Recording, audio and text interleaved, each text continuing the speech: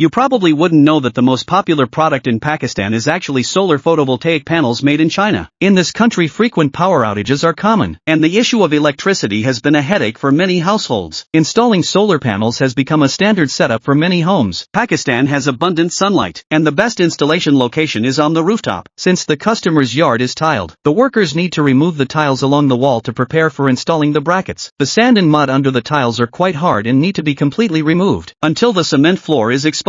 Next, the workers will install a steel plate base into the pit, using a power drill to make installation holes in the cement floor. Then the steel plate can be installed. The steel plate is secured using expansion bolts. After tapping it flat, the expansion bolts need to be tightened. Looking at the base installation, this team is quite professional. Next, the workers will cut some steel pipes and weld a metal plate on top of each pipe to seal the ends. The metal plate is slightly inclined because the solar panels need a slanted surface. Then the steel pipes are welded onto the base. The installation of the columns is not done randomly. The workers use a level to measure. Since the solar system purchased by the customer is not cheap, the workers try to ensure that every detail is perfect to make the boss feel that it's worth the investment. Once the columns are completed, they can set up the horizontal frames. A total of 6 columns were installed, and the height of every 2 columns is identical. The material used for the frame is square steel, which is similar to the structure of a color steel tile roof. To ensure the strength of the columns, the workers poured concrete on top of the base, ensuring the quality is definitely up to standard. The protruding concrete blocks look a bit unsightly. Square steel is prone to rust, so it's best to paint the frame once completed. To install the solar panels, hooks are used. First, install the nuts on the hooks to prepare for a smooth installation. The photovoltaic panels used here are 2 meters long and 1 meter wide. The power output of these panels is approximately 300 watts. After installation, the hooks are used to secure the panels tightly. The frame is only 1 story high, so a single scaffold is enough to complete the installation. In the end, 10 identical photovoltaic panels were used. With Pakistan's abundant sunlight, the power generation efficiency of 3 kilowatts is no problem. Next comes the installation of the inverter. This is a 52 kilowatt inverter. This machine also costs around 1000 USD. The new unopened machine looks very beautiful. Before installation, cable trays need to be prepared and 2 installation holes must be drilled in the tray. Then holes are drilled into the wall at the corresponding positions. After that, a suitable position is selected to install the inverter. The inverter is installed relatively high so it doesn't interfere with daily life. Next to the inverter, a distribution box needs to be installed. The original distribution box can no longer meet the needs. Now comes the wiring work. The workers' wiring skills are quite professional, not like those of ordinary electricians. The main wires of the inverter need to have 2 wire ends pressed, and after pressing, insulation tape is wrapped around the ends. Then it can be installed below the inverter. The result after installation is neat and orderly. I would rate it at least 90 points. Below the inverter is the household power switch. The workers need to connect the wires to the circuit breaker. The most complicated part is actually the wiring behind. Since there are 10 solar panels, the wiring is quite a large project. The installation involves connecting the solar panels in series and finally performing a parallel operation. With the inverter installed, there won't be any voltage issues. Once the electricity is generated, it needs to be stored somewhere. Here, locally produced 12-volt batteries are used. Each battery has a capacity of 180 amp hours, meaning one battery can store 2 kilowatt hours of electricity, and with 4 batteries they can store a total of 8 kilowatt hours. For regular household use, this is more than enough. The batteries are equipped with a float ball which shows the level of battery fluid. If the red float drops, it indicates that the battery fluid is running low. These batteries are also very easy to maintain. The 4 batteries are connected in series. The entire installation process is now complete. This solar system can solve long-term electricity problems. Do you think this is money well spent? Follow my channel for more exciting content in the next video.